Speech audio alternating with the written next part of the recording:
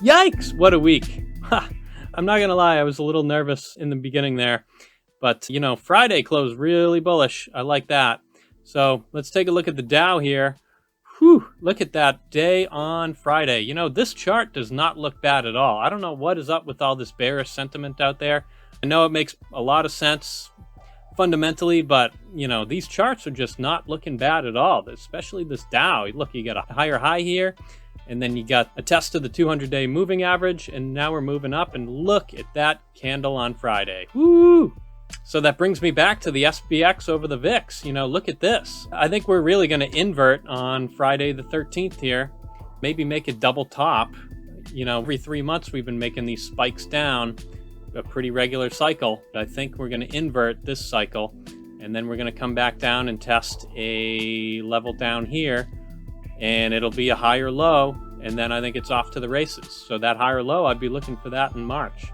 Oh, and by the way, what did I say about AMLP last week? I mean, we saw this momentum indicator turning up, and look what happened on Friday. Oh my goodness. Gold is making a great run too, by the way. If you were smart enough to take a long position back here in early November, or maybe even late September, that was a good move. This is really making a run, although I would really keep an eye on this because with the DXY kind of just consolidating at this point, I think you're going to see another run to test these peaks, and that's not going to be good for gold. So I'm going to hold off on that until probably early summer. And let's talk about oil and nat gas. If you saw my video from yesterday, you'll know I closed a short on nat gas that I've had since last May. That was a long time, but I finally closed that in a pretty good profit, and I'm going to leave the long oil open for a little while until this ratio hits about 23 or so. And then I'm going to close it and wait for the momentum to reverse, and then I'll reverse the trade. See, oil's making a higher low. I am watching out for this trend line right here because this is the lower trend line of this megaphone pattern. And it looks to me like it broke out of that megaphone and then came back up and tested it, and now it came back down.